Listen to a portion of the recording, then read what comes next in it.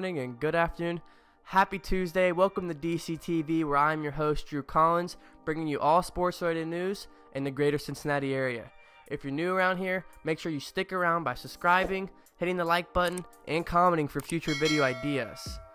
Now, today's video, you probably already saw the title about Joe Mixon, so let's go ahead and hop into it. Now, to start off, I just want to say the Bengals will pay Joe Mixon. It just depends how much and when.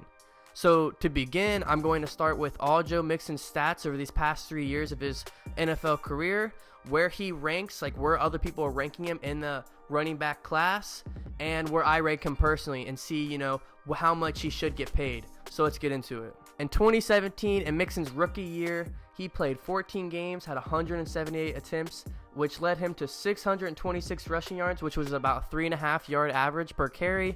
So nothing too crazy, but it wasn't the worst rookie year. He had 4 rushing touchdowns, 30 receptions, and 287 yards. It's a solid season, but not great, and he only played 14 games. But in 2018, he would then prove himself and to everybody else that he is the starter for the Bengals. 2017, he wasn't the confirmed starter. 2018 came around, full starter. He had played 14 games, had 237 attempts, so you see the attempts, go up. He carried out his first 1,000-yard season, totaling out 1,168 yards, which he averaged 4.9 yards per carry. That is really elite. He had a fantastic season. He had 8 rushing touchdowns and a career-high 43 receptions for 296 yards. Joe Mixon really made a name for himself in 2018. He really shined, receiving and rushing. He proved to the Cincinnati organization that he is the starter for that season and for the future. And he definitely showed that last year as well. He played 16 games, 278 attempts, so the attempts went up even more, and he had another 1,000-yard season with 1,137 yards. This time he had a 4.1 yard average, but he had even more attempts. He was carrying the ball more, so it makes sense why that went down just a little bit. And he had 5 rushing touchdowns. Now you might say he had all those attempts but only 5 rushing touchdowns. Do you realize it's the Cincinnati Bengals last season, the worst team in the NFL, the number 1 pick? What did they not do? They didn't score and they didn't get into the red zone. I bet you at least half of those touchdowns were at least 30 yards or out, not in the red zone. I promise you. I would like to put money on it, because the Bengals could not get in the red zone. They couldn't score. So for him to even have 5 rushing touchdowns is actually pretty impressive with the season they had last year. And to cap off last season, he had 35 receptions for 287 receiving yards. Now, I'm going to be doing a predictions video in the future for key players for the Bengals and my predictions, and one of them is going to be Joe Mixon and his receiving. I bet you he easily breaks his receiving yards next year with over 300 receiving yards.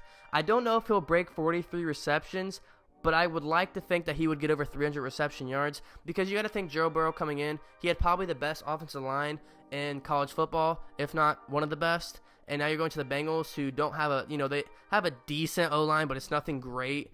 So you would like to think there's going to be a lot of screens, a lot of quick dump passes, look at one receiver, look at 2, dump it off to Joe Mixon if nothing's there. So I think Joe Mixon's going to get a lot of receiving yards next year, and probably receiving touchdowns as well.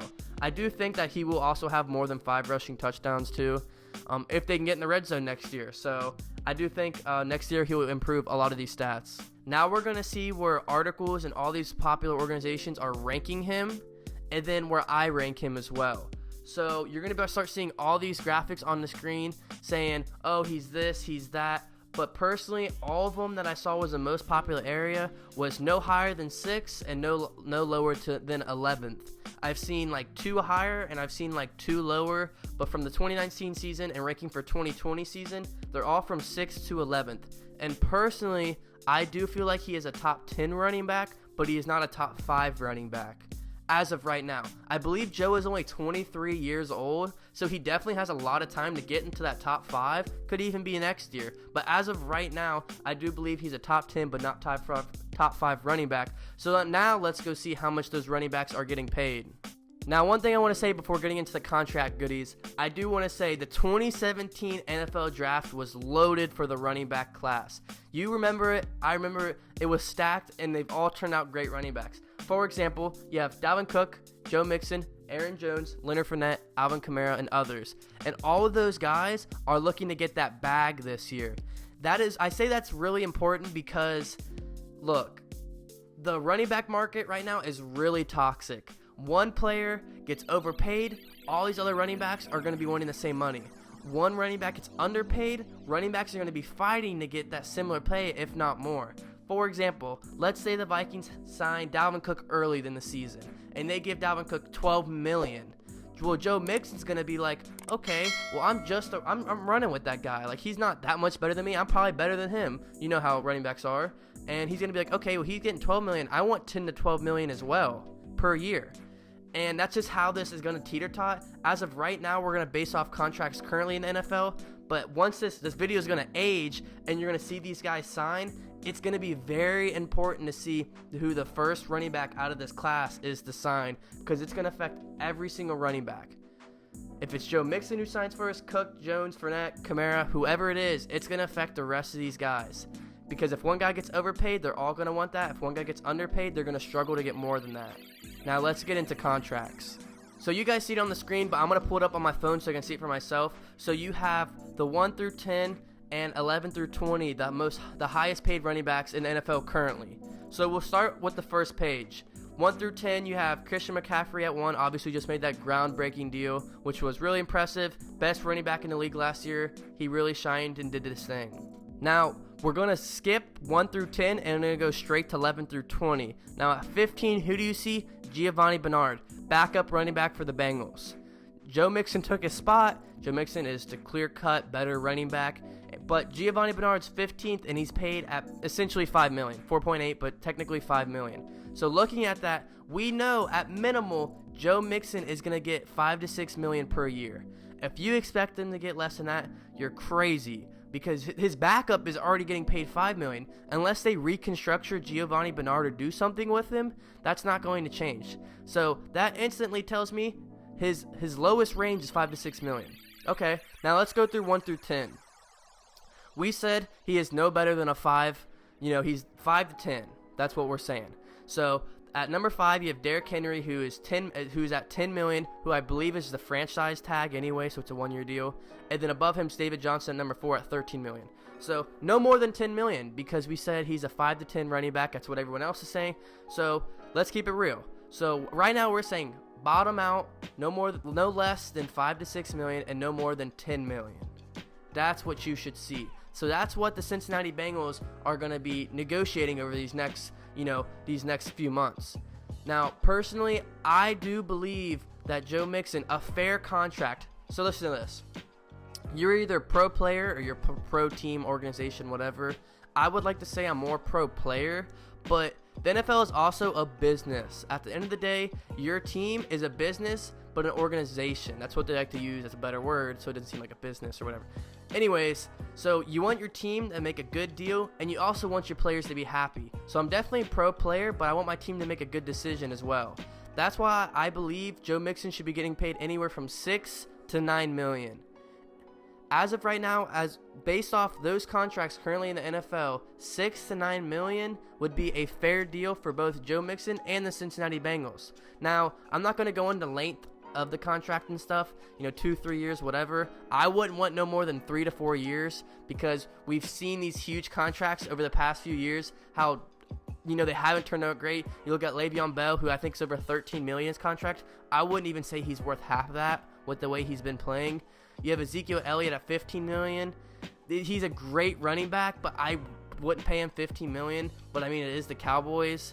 And then you have Christian McCaffrey, who's getting paid over $16 million, who we will see if he continues to be a great player. Last season, he was phenomenal. He definitely deserved money. I didn't expect it to be that much, but we'll see if it pays off. We've seen these huge running back contracts not play out. So hopefully $6 to $9 million is what I'm looking for Joe Mixon. Now, my last topic before I wrap things up is a possible holdout. We've seen in recent years where players are saying, especially running backs are saying, I'm not playing until you pay me. Now, I believe Joe Mixon will not do this unless Mike Brown gives him a reason to. And what I mean by that is, if, let's say they are negotiating up to the season opener, and as the season goes, they haven't made a deal, but they've at least talked, and they're negotiating. So talks are going on, they're trying to find that deal. There's no reason for Joe Mixon not to play. He should play. But if Mike Brown just puts his foot on the floor and says, look, man, you're not getting paid until the end of the season, until I see what you can produce again for this year, then that would give Joe Mixon a reason to say, no way, I'm not playing it until you pay me. But if the Bengals continue to talk and try to find that deal, either up to when the season starts or as the season goes on, you know, I don't know how long when this deal is going to take place. There's been no say-so far in the league that I've heard of. None of my sources have said anything. But I do believe as long as they're negotiating and they're trying to find that right deal, there's no reason for him to have a holdout.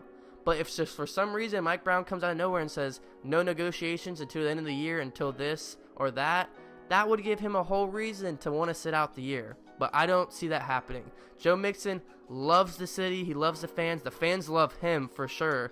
You know, I could talk to some of my sources here in Cincinnati, and they would say Joe Mixon's a top 3 running back.